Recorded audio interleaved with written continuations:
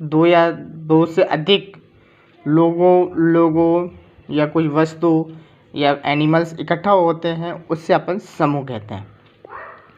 ठीक है, तो इसमें आपको कलेक्टिव का अर्थ होता है सामूहिक। इसका कलेक्टिव नाउन कुछ व्यक्ति या वस्तुओं के समूह के नाम को कहते हैं। फॉर एग्जाम्पल अगर मैं एक चीज़ ले लूँ, आर्मी सैनिक के समूह का नाम है, पर ये कोई सैनिक का नाम नहीं है और किसी एक सैनिक की निजी नाम भी नहीं है। ठीक है, आता है कलेक्टिव नाउन करते हैं। अगर मैं कुछ कलेक्टिव नाउन की डेफिनेशन पहले आप देख लेते हैं। कलेक्टिव नाउन की डेफिनेशन देखिए, कलेक्टिव नाउन की, a collective noun is the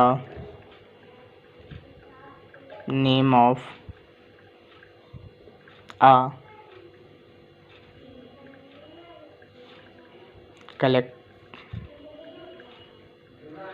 collection of persons, things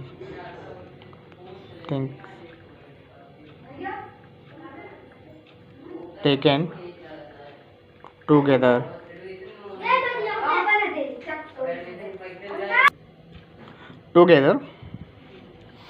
and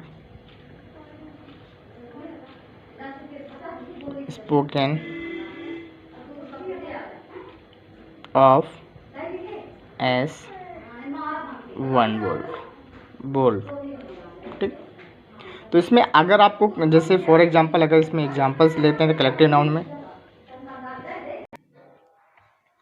examples के थ्रू क्लास बच्चों का समूह होता है, आर्मी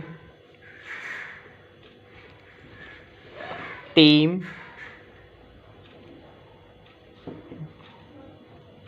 ब्रांच, इसे क्या कहते हैं, प्रैक्टिस।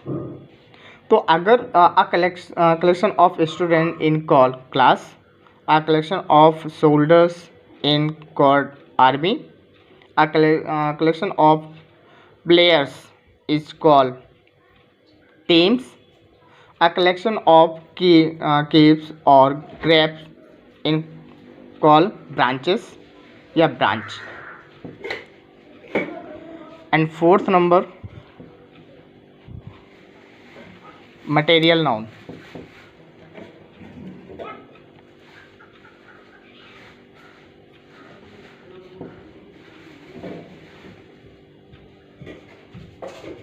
मटेरियल नाउन को हिंदी में कहते हैं, नाम से ही पता चलता है, पदार्थ वाचक संज्ञा। ठीक है, मटेरियल नाउन को नाम से ही जानते हैं, कौन सी ये नाम। तो इसकी डेफिनेशन लिख लीजिए। मटेरियल नाउन इसमें वो प्राकृतिक वस्तु जिससे मनुष्यकृत वस्तुएं बनती हैं उसे मटेरियल नाउन कहते हैं। ठीक है, तो इसमें आपको कुछ एग्जांपल्स देते हैं, या पहले एग्जांपल आप लिख लीजिए, डेफिनेशन लिखिए। The name of a thing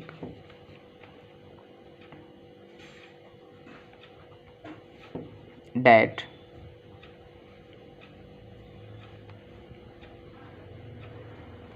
extend only in the form of a mass and cannot be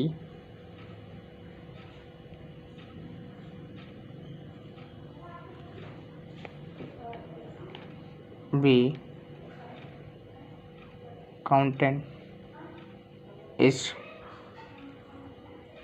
called a material noun।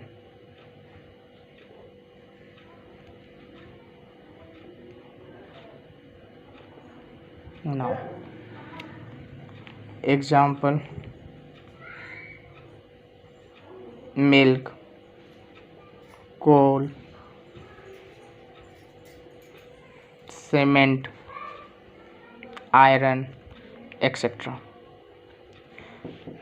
इसमें और भी जो तरीके होते हैं वो आप कुछ कर सकते हैं। कुछ कॉमन नाउन को विशेष दशाओं में मटेरियल नाउन बना दिया जाता है, ठीक है। तो मटेरियल नाउन बनाने की कुछ इंपॉर्टेंट स्टेप्स होती हैं।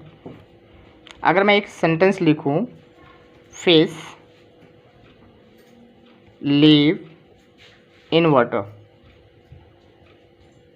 ठीक है, ये कौन सा है? कॉमन नाउन है,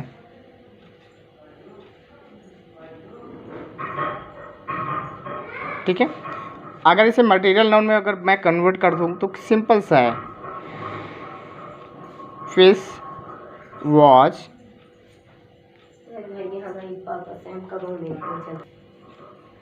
a fish walk for food.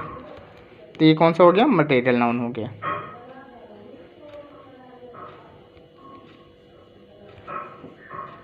Okay, इसी तरीके से एक लास्ट बचा हुआ है जो है एब्स्ट्रैक्ट नाउन।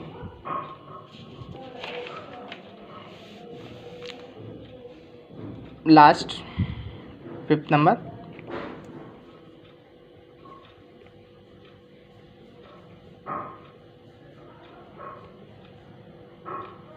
नाउन। इसे कहते हैं भाववाचक संज्ञा,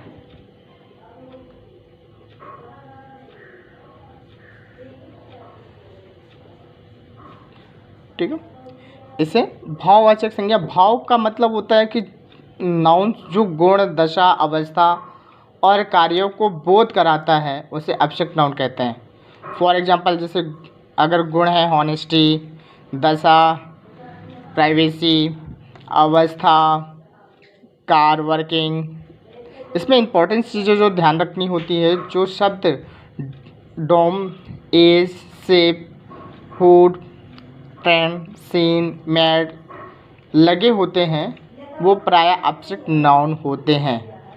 जिन नाउन्स को इंद्रियों के माध्यम से ना जान सके वो एब्स्ट्रैक्ट नाउन होते हैं, ठीक है। जिसको आप कुछ इंडिकेटर्स नाउन ना जाने उन पे हम कर सकते हैं। तो इसकी डेफिनेशन है an abstract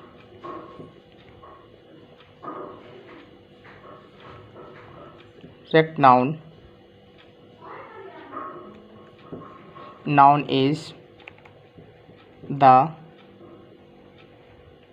name of some state, quality,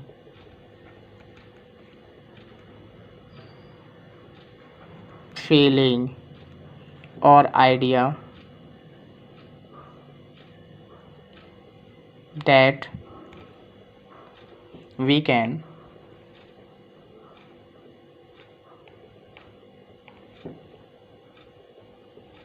only think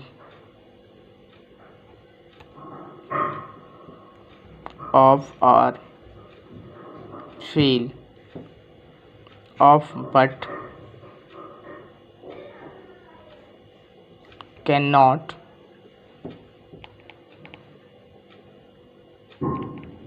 touch और सी, ठीक है। जिसे देख नहीं सकते या सुन नहीं सकते, टच नहीं कर सकते, तो उसे होती है। जैसे फॉर एग्जांपल अगर मैं यहाँ पे लूँ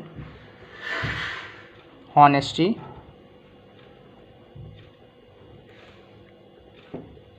लव,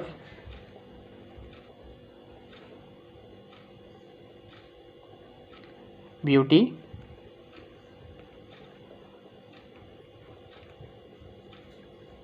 ठीक। We can think of love but we can not see और touch love, so this all words are abstract noun, ठीक है। अगर इसको लिखना चाहें तो लिख सकते हैं। तो माय डियर स्टूडेंट्स, ये थे आपके नाउन्स और काइंड ऑफ नाउन, ठीक है। इसमें आगे भी अपन डिस्कस करेंगे कुछ चीज़ें। इसमें आपको अभी बहुत सारे नाउन हैं, countable noun, uncountable noun, framing noun, इनमें चेंजअप कैसे करते हैं ये अपन नेक्स्ट वीडियो पे डिस्कस करेंगे। तो केयरफुली इसको रीड करिए, पढ़िए, जो भी प्रॉब्लम्स आती है वो मुझे क्लियर मैसेज करिए। Thank you, have a lovely day.